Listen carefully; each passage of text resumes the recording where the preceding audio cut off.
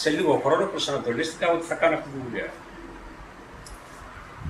Και μόλις τέλειωσα δηλαδή αυτά τα σεμινάρια, ας πούμε, σε αυτή τη σχολή, κατευθείαν άνοιξε ένα εργαστήριο κεραμικής. Το οποίο, ας πούμε, δεν ήταν αυτό που κάνανε όλοι εκεί που προσπαθούσαν. Εγώ το είδα, ας πούμε, περισσότερο, ας πούμε, λίγο διαφορετικά. Το είδα, ας πούμε, να μπορώ να φτιάχνω καλούπια, μέσα από τα καλούπια να φτιάχνω, ας πούμε, να φτιάχνω μοντέλα, καλούπια και να φτιάχνω, ας πούμε, κάποια δικαιώματα. Οπότε ήταν πιο πολύ η τέχνη, δηλαδή του να δημιουργηθεί κάτι καινούριο. Ναι, έφτιαχνα, ναι. Και αντιγραφές, ας πούμε, και επειδή μπήκα σε αυτή τη λογική, ας πούμε, έκανα και πράγματα τα οποία ήταν παλιά νεοκλασικά κεραμικά, όπως τα λέμε, ας πούμε, που είναι τα κροκέραμα παλιά, φοροδούσια, διάφορα τέτοια, και τα οποία χρησιμοποιούνταν στις αναπαλαιώσεις ή και στη διακόσμηση. Μπήκα σε αυτή δηλαδή, την κατηγορία. Κολόνες, κεραμικές, διάφορα τέτοια, αγάλματα κεραμικά και έτσι πορεύτηκα δηλαδή. Το οποίο τα κάναμε, το έκανα όλο αυτό, ας πούμε, με μεγάλη έτσι, ψυχική ευχαρίστηση. Μου άρεσε. Να, ορίστε επιτυχία. Ναι, δηλαδή, ναι, το έκανα κάτι και με ευχαριστούσε. Και έβλεπα και μία πρόοδο διαχρονική, δηλαδή, όσο πέρασε ο καιρός, ας πούμε, είχα και έτσι, πάντα έτσι, είχα μία πρόοδο. Δηλαδή, να σκεφτείτε ότι, ας πούμε, δημιούργησα περίπου τα 8 εργαστήρια. Δημιουργήσατε εσείς 8 εργαστήρια. 8 εργαστήρια, δηλαδή άλλαζα συνέχεια, έφτιαχνα άλλα, έκανα άλλα. Δηλαδή η δουλειά με οδηγούσε, ας πούμε, να κάνω τέτοια καινούργιες επεκτάσεις. Ναι. Και όλα αυτά βέβαια είχαν και τα καλά και τα κακά σου. Όταν ξεκινάς να κάνεις. Και το μόνο να δημιουργήσεις 7 εργαστήρια και να τα εξοπλίσεις είναι και αυτό, ας πούμε. Είναι αγώνας. Αλλά ξέρεις, όταν έχεις, ας πούμε, τον ενθουσιασμό, δεν προβληματίζεσαι, δεν βάζεις το αρνητικό ποτέ μπροστά. Βάζεις το θετικό. Οπότε με το θετικό προχωρά τα πράγματα εύκολα. Δηλαδή δεν βλέπεις κάτι, ας πούμε, να σε φοβίζει. Καταλαβαίνεις, βάζεις το θετικό και προχωράς, ας πούμε, δυνατά. Χωρίς πρόβλημα. Δηλαδή τα έκανα, ας πούμε, τα εργαστήρια αυτά χωρίς πραγματικά να κουραστώ. Δεν το σκεφτόσασταν καθόλου. Δεν το σκεφτόμουν ότι υπάρχει πρόβλημα. Δηλαδή, όταν το είχα στο μυαλό μου, ήταν σαν να έχει τελειώσει η ίδια. Διαδικαστικά μου φαίνεται πρώτα. Και προχωρούσα έτσι. Που είχε και σωτηροκιά αρνητικά και παιδιά. Εντάξει, αυτό είναι αποδυνάμενο. Γιατί, ας πούμε, χάνεις και χρήμα και χρόνο, δηλαδή, αλλά πάντα δεν ξέρεις, γιατί κινείσαι, ας πούμε, όταν κινείσαι, ας πούμε, χωρίς ιδιαίτερες γνώσεις, ξέρω εγώ, πάνω σε αυτό που κάνεις, βλέπεις, ας πούμε, τις ανάγκες στην πορεία. Δεν είχαμε σαν σχέδιο αυτό. Έχεις έναν ορίζοντα, αλλά δεν ξέρεις που είσαι. Κατάλαβες, αυτά είναι τα βλέπεις, ας πούμε, την τελευταία στιγμή. Τα βλέπεις, ας πούμε, τη στιγμή που χρειάζεται. Που σε η ανάγκη της δουλειάς σε φέρνει εκεί. Είναι δυσκολίες ουσιαστικά. Τις ξεπερνάτε όμως. Εντάξει, δεν είναι ότι δεν τις ξεπερνάς, απλώς, ας πούμε, προεκτείνεις. Κάνεις, ας πούμε, μια άλλη κίνηση. Υπάρχουν εναλλακτικές, δηλαδή βρήκατε εναλλακτικές. Ναι, πάντα έβρισκες γιατί σε οδηγούσε και η δουλειά σου. Σε οδηγούσε και η δουλειά σου και έβρισκες και τις εναλλακτικές. Γιατί όταν το πρόβλημά σου είναι το θέμα της παραγωγής και δεν είναι το θέμα της πώλησης, γιατί οι πόλεις, ας πούμε, λίγο πολύ, ας πούμε, είχα κίνηση στη δουλειά. Δηλαδή, είναι επίσης πάρα πολύ. Ναι, και βοηθούσε αυτό, ας πούμε, για να προχωρήσει η δουλειά καλύτερα. Οπότε δεν φοβόμουν δηλαδή. Ότι δεν θα έχετε. Ότι, ας πούμε, ναι, δεν θα έχω ζήτηση. Πώς το καταφέρετε αυτό, σίγουρα είναι επιτυχία. Πώς καταφέρετε να έχετε εξασφαλίσει την πελατεία, πιστεύω, ας πούμε, ήταν κάτι το οποίο το ζητούσε αυτή τη στιγμή, τη συγκεκριμένη περίοδο η αγορά. Το ζητούσε. Δεν υπήρχαν εργαστήρια τέτοια. Αυτά τα εργαστήρια το εργαστήριο που είχα εγώ ήταν τα εργαστήρια που ήταν παλιά για να φτιάχνουν, ξέρω εγώ, τα νεοκλασικά κτίρια, για να φτιάχνουν και διάφορα στοιχεία κεραμικής που είχαν. Ήταν ένα τέτοιο εργαστήριο που είχαν καταργηθεί, ας πούμε, αυτά προπόλου. Έτσι, και αυτό ήταν ένα εργαστήριο το οποίο, ας πούμε, οδηγήθηκε εκεί έτσι στα τυφλά μεν, αλλά ουσιαστικά αυτό ήταν, να σου πω, ότι η αγορά το οδήγησε. Ήταν η μοναδικότητα δηλαδή, δεν υπήρχαν άλλοι αντίστοιχα μέσα? Υπήρχαν κάποιοι άλλοι, κάποιος συγκεκριμένος θέτος που έκανε τα ίδια, που εγώ έκανα τα ίδια περίπου που έκανε και αυτός, έτσι. Αλλά και χωρίς να το ξέρω κι εγώ βέβαια, έτσι. Εγώ οδηγήθηκα πραγματικά από ανθρώπους που ερχόταν σαν πελάτες και θέλανε κάποια πράγματα. Και ζητάγανε κάποια προϊόντα, ας πούμε, τα οποία εγώ, ας πούμε, τους τα έφτιανα. Αντιληφθήκατε λοιπόν την ανάγκη των πελατών και οδηγηθήκατε από αυτούς. Δηλαδή από την ανάγκη, ακούσατε αυτό που λέμε, ακούσατε τους πελάτες σας, ποια είναι η ζήτηση και οδηγηθήκατε εκεί. Στραφήκατε σε αυτό. Και παρότι έκανα και διάφορα άλλα πράγματα, ξέρω εγώ, γλάστρες, κεραμικές, ξέρω εγώ, και διάφορα για την καθημερινή χρήση, ας πούμε. Έμενα τη βασική μου δουλειά να είναι μέσα σε αυτά, στο θέμα των αναπαλαιώσεων. Έτσι, με οδήγησε κάπου εκεί, δηλαδή, η δουλειά. Και πήρα και κάποιες δουλειές οι οποίες ήταν σημαντικές και τις χαιρόμουν να τις έκανα, ξέρω εγώ. Όπως ήταν ένα παλαιός, ξέρω εγώ, της Ακαδημίας Αθηνών, ας πούμε, με όλα τα... Δηλαδή, γιατί τότε, ας πούμε, πραγματικά, δηλαδή, ας πούμε, ήρθε η Ακαδημία, ήθελε να αλλάξει, ας πούμε, τα στοιχεία της κεραμικής, κάτι που είχαν χαλάσει, που λείπαν, ας πούμε, πάνω, από καλλιτεχνικά κεραμική, ακροκέραμα, ας πούμε. Και έψαχνε, είχε κάνει διαγωνισμούς αρκετούς και δεν έβρισκε να τα φτιάξει. Και τελικά, ας πούμε, και εγώ, ας πούμε, διστακτικός για να το κάνω αυτό. Με πήρε τηλέφωνο, ας πούμε, και μου λέει θα έρθείτε, ας πούμε, στο διαγωνισμό. Και λέω ναι, θα έρθω. Δηλαδή, αν δεν με έπαιρνε, δεν θα πήγαινα. Δεν θα πηγαίνατε. Ναι. Και πήγα.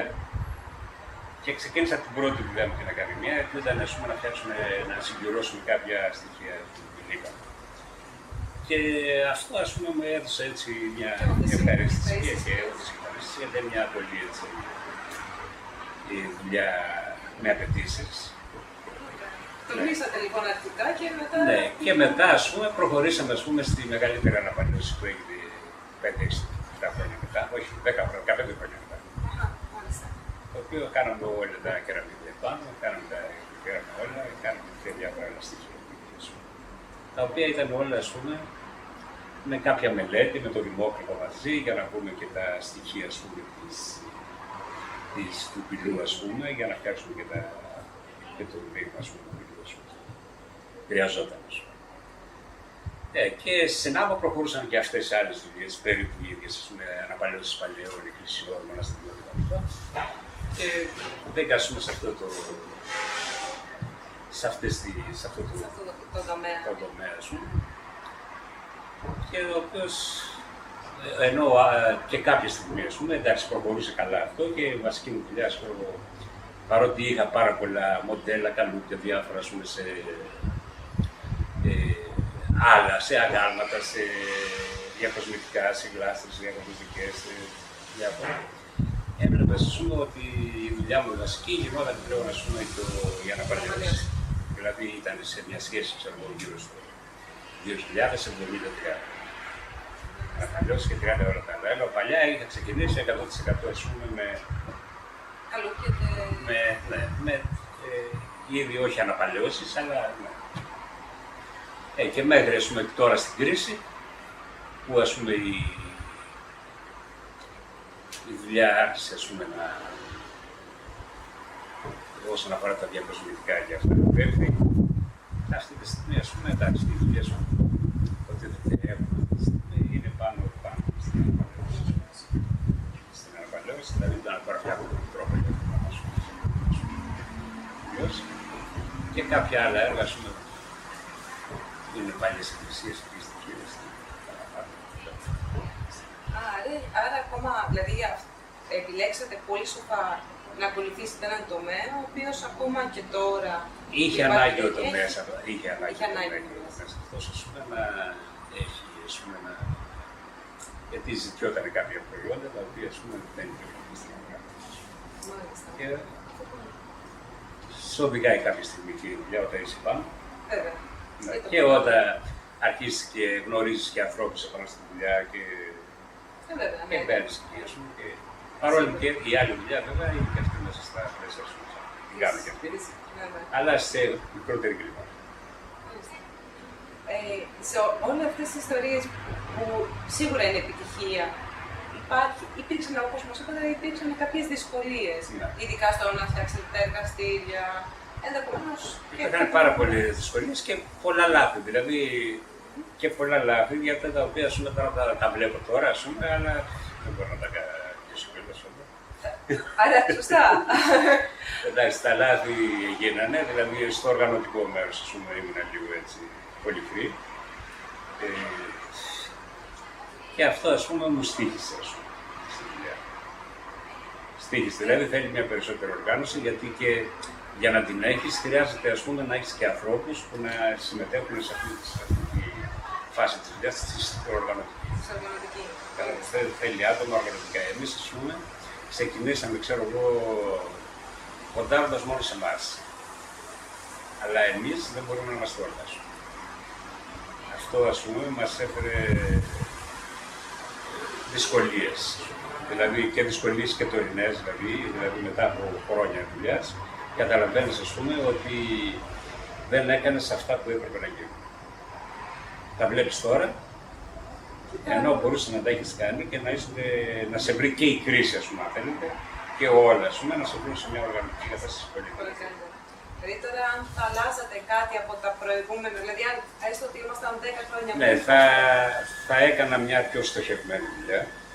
Δηλαδή θα στόχευα πάντα σε μια πολύ καλή ποιότητα. Αυτό θα ήταν η βασική αρχή.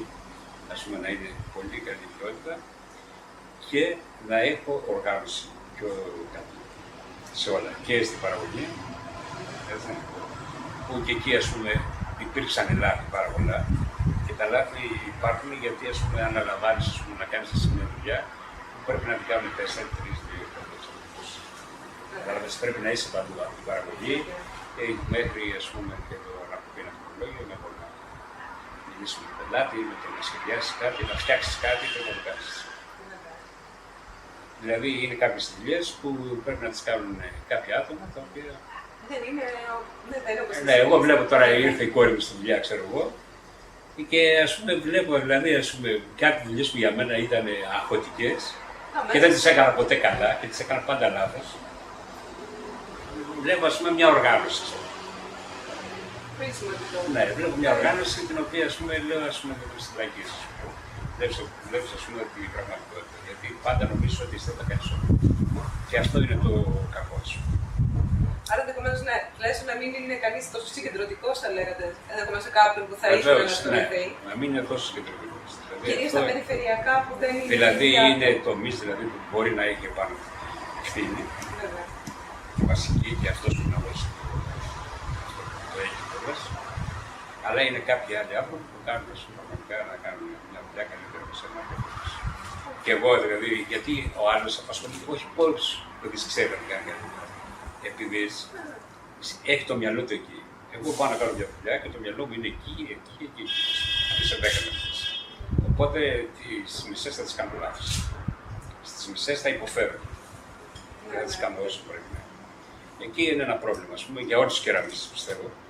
Γιατί τα μικρά εργαστήρια, και εγώ ένα εργαστήριο που είχα και προσωπικό, έτσι. Τα μικρά όμως εργαστήρια υποφέρουμε από αυτό, ότι ένα άτομο είναι όλα. Δύσκολα. Είναι όλα. Δηλαδή δεν συγκεντρώνεται στην κατασκευή. Είναι δηλαδή πρέπει να κάνει από τα λογιστικά, από το να βρει το μυλό, από το να κουβαλήσει, να καμινιάσει, να ξεκαμινιάσει, να φτιάξει τα αντικείμενα. Δηλαδή πιστεύω ότι τα ελληνικά εργαστήρια και εμείς οι κεραμικοί στην Ελλάδα υποφέρουμε από αυτό. Ότι όλα προσπαθούμε να τα κάνουμε μόνοι μας και τελικά παραμένουμε πάντα παραδοσιακοί και δεν χρειάζεται να γίνει μόνο παραδοσιακός, χρειάζεται να προχωράει και η κεραμική. Με τη λογική, ότι σχεδιάζει καινούργια πράγματα τα οποία όμως δεν έχεις το χρόνο να τα κάνεις. Δεν έχεις το χρόνο, δηλαδή πρέπει να φτιάξεις ένα καινούργιο πράγμα σου. Κάτι να σκεφτείς, κάτι άλλο σου. Δεν μπορεί να είσαι, εντάξει, παραδοσιακός είσαι με, αλλά εντάξει, η ζωή προχωράει, δεν μπορεί να είσαι σε ένα κλάδο και να είσαι εκεί πάντα, γιατί κάπου θα σε βαρεθεί ο κόσμος. Πρέπει κάτι να αλλάξει. Έτσι. Ο χρόνος πώς θεωρείτε ότι ενδεχομένως με αυτό που είπατε πριν θα μπορούσε να βρεθεί με το, δηλαδή περιφερειακές δουλειές που δεν είναι το κύριο επάγγελμά σας, να μοιράζετε σε άλλα άτομα? Πιθανόν, ας πούμε, εγώ αυτό που βλέπω και εδώ, ας πούμε, σαν κλάδος, όπως τα βλέπω, πιστεύω ότι, ας πούμε, ο κλάδος χρειάζεται, επειδή στηρίζεται πάνω στα μικρά εργαστήρια, χρειάζεται, ας πούμε, να υπάρχει μια οργάνωση, ας πούμε, στα μικρά εργαστήρια, να έχουμε κάποια οργάνωση, η οποία, ας πούμε, να μπορούμε να βγάζουμε αντικείμενα, να σχεδιάζονται αντικείμενα και να προωθούνται στα εργαστήρια και να φτιάχνουν. Δηλαδή κάποιοι τομείς να μπουν, ας πούμε, σε μια κοινή λειτουργία για όλους μας. Δηλαδή παίρνουμε ένα σχεδιαστή μοντέλο, νέο κτλ. Τον έχουμε, ας πούμε, εδώ στην ΠΕΚΑ, στο συνεταιρισμό κτλ. Και φτιάχνουμε καινούργια μοντέλα, τα οποία, ας πούμε, τα προωθούμε σε όλη την αγορά και σε όλη την Ευρώπη. Τα οποία, ας πούμε, δίνουν, δηλαδή, στα εργαστήρια θα δώσουμε ανάσα, γιατί αυτό χρειάζεται. Και καλύτερη παραγωγή, δηλαδή θα ξεφύγουν δηλαδή, από αυτό που κάνουν συνήθως, που τα κάνουν όλα αυτοί, χωρίς, ας πούμε, και πολλές φορές αποτέλεσμα, γιατί δεν ανταποκρίνονται στις τιμές τις πραγματικές. Ναι. Χάνουν, ας πούμε, από τιμές στην πρόθεση, δεν προωθούν εμείς τίποτα σε προϊόντα τελικά. Δηλαδή εμείς, δεν είναι ανταγωνιστικές οι τιμές. Όχι, απλώς είναι μικρές οι παραγωγές. Εμείς πουλάμε όλη την παραγωγή, συνήθως μέχρι τώρα δηλαδή, πριν γίνει η κρίση. Τα εργαστήρια δουλεύανε όλα, βγάζανε αυτά που θέλανε. Με αγώνα βέβαια μεγάλο, γιατί ο κεραμιστής είναι πραγματικά πολύ βουλευτάρα σαν άτομο. Αλλιώς δεν μπορεί. Δηλαδή πολλές ώρες. Το κάνει με την ψυχή του βέβαια, το κάνει γιατί το αγαπάει. Αλλά ο χρόνος είναι ο χρόνος, είναι πάρα πολύ πάνω στη δουλειά σου. Και στον χρόνο τον τρώει, ας πούμε, και δευτερεύουσες δουλειές που πρέπει να τις κάνει από μόνος του. Και χωρίς, ας πούμε, να έχει την οργάνωση της ποιότητας, βασικά, πρέπει να έχει την οργάνωση. Όλα αυτά όμως δεν μπορεί να τα κάνει ένα άτομο. Που ένα συνεργαστήριο με τη γυναίκα του και το παιδί του. Δεν μπορεί να τα κάνει. Θέλει δηλαδή κάτι πιο κεντρικό να σχεδιάζεται, ας πούμε, τα προϊόντα τα οποία πρέπει να βγουν, η τεχνολογία των υλικών, των οποίων πρέπει, ας πούμε, πάντα να είναι καλή και να βγαίνει, ας πούμε, από έμπειρους ανθρώπους. Δηλαδή, και το προϊόν να είναι, ας πούμε, δυνατό στην αγορά. Έχοντας τα στοιχεία αυτά, καλή σχεδιασμό, καλά υλικά, να βγαίνει στην αγορά, ας πούμε, δυνατά. Γιατί πιστεύω ότι οι κεραμίστες οι Έλληνες, όχι δεν έχουν να ζηλέψουν, είναι πολύ ανώτεροι από όλους, αλλά έχουν στις συνθήκες, δηλαδή στις συνθήκες τις δικές μας, οι άλλοι δεν θα μπορούσαν να κάνουν τίποτα. Εγώ το πιστεύω αυτό.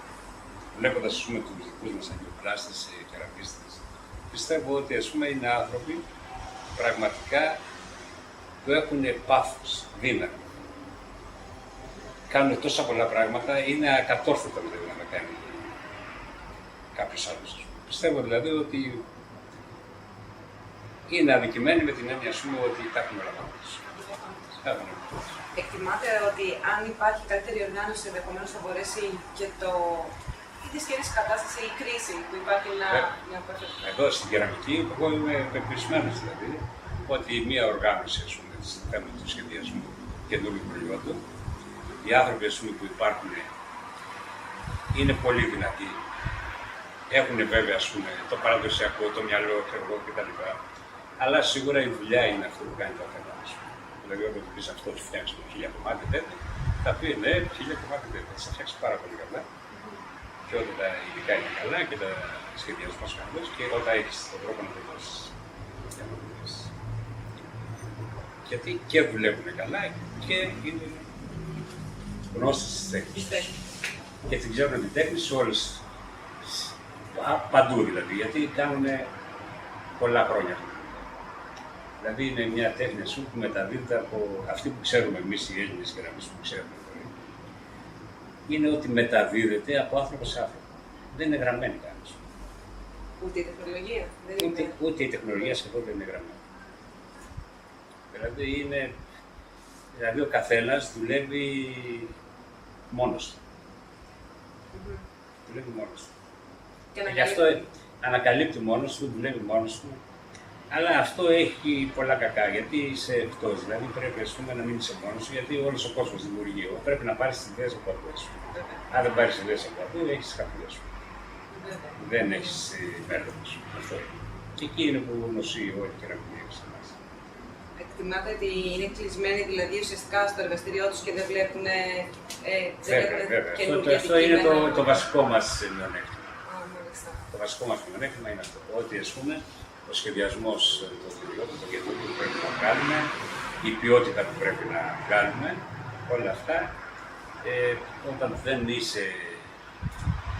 έχεις μια εξωστρέφεια να βλέπεις εσωτερική κίνηση στον άλλο κόσμο, ό,τι καινούργιο πηγαίνει, να μπορείς να το ενσωματώσεις και στη δικιά σου δουλειά, τότε μένεις πίσω σου. Πώς θα μπορούσε αυτό να αλλάξει? Αυτό το βλέπω να αλλάζει μόνο γιατί επειδή η φύση των εργαστήριων είναι τόσο μικρές και από μόνη της μια επιχείρηση δεν μπορεί να κάνει την ανατροπή, πρέπει να αλλάξει κεντρικά. Δηλαδή μέσα από ένα φορέα, ο οποίος θα δώσει το σύνθημα για μια άλλη πορεία. Ναι. Εκτιμάτε δηλαδή με τη λογική που είπατε πριν ότι να γίνεται κεντρικά, να γίνεται ο σχεδιασμός, τουλάχιστον αρχικά. Δηλαδή δεν πιστεύω ότι χρειάζεται τόσο πολλή δουλειά για να γίνει αυτό. Δεν χρειάζεται τόσο πολλή δουλειά. Δηλαδή, μπορεί να ξεκινήσουμε τη δουλειά, να σχεδιάσουμε κάποια προϊόντα, να τα βγάζουμε στην αγορά και τα εργαστήρια να κάνουν τις παραγωγές. Και να είναι προϊόντα τα οποία είναι σχεδιασμένα για να βγουν σε ένα χώρο μας, ένα σπίτι, να ταιριάζουν με το αυτό που χρειάζεται η Ευρώπη, αυτό που χρειάζεται το ευρωπαϊκό σπίτι ή το ελληνικό σπίτι, για να μπορείς να είσαι μέσα στην αγορά και να έχεις και την καλή τιμή, την ανταγωνιστική και την ποιοτική δουλειά, για να μπορείς να προκόψεις τις απολύες σου. Αυτά είναι βασικά. Οπότε είναι τα ζητούμενά μας και υποθέτω ότι θα μπούμε σε αυτή τη λόγω της κρίσης της σχολής. Είναι πάρα πολλοί συνάδελφοι που βλέπουν ότι θέλουμε μια καλύτερη σύσφυξη των σχέσεων διαφορετικά από ό,τι είμαστε και απομονωμένοι. Να μπούμε σε ένα πάρτι για μια άλλη. Αυτό είναι πολύ σημαντικό. Ορίστε δηλαδή που και μια άσχημη συνθήκη φέρνει δυνατότητες και καινούργιες ευκαιρίες. Το πιστεύω αυτό. Δηλαδή, εντάξει, είμαστε σε αδιέξοδο. Εμείς που πηγαίνουμε, όπως λέμε, κατευθείαν στα βράχια σου. Αυτό είναι γεγονός, και το είδαμε σε όλη την χώρα μας.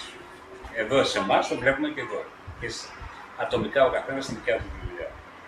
Εντάξει, μπορεί να δώσεις ευθύνες όπου θέλεις, αλλά εδώ στη δικιά σου δουλειά δίνεις και τις ευθύνες στον εαυτό σου.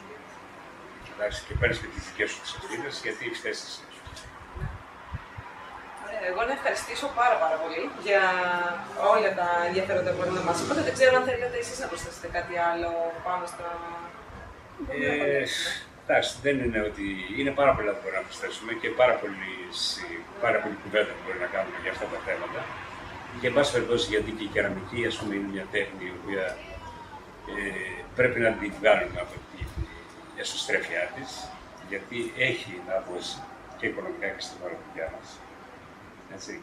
Και στη δημιουργία. Δηλαδή, έργο τέχνης πραγματικά που μπορεί να κάνεις πάρα πολλά πράγματα. Πιστεύω δηλαδή ότι δεν εξαντλείται σίγουρα στην κουβέντα. Θα επανέλθουμε και θα έχει και πάρα πολλά, δηλαδή για να γίνονται και κάποια βήματα ουσιαστικά. Δηλαδή στην ουσία, δηλαδή στην πράξη. Και αυτό θα είναι το ζητούμενό μας από εδώ και πέρα. Ευχαριστώ πάρα πολύ. Και εγώ ευχαριστώ.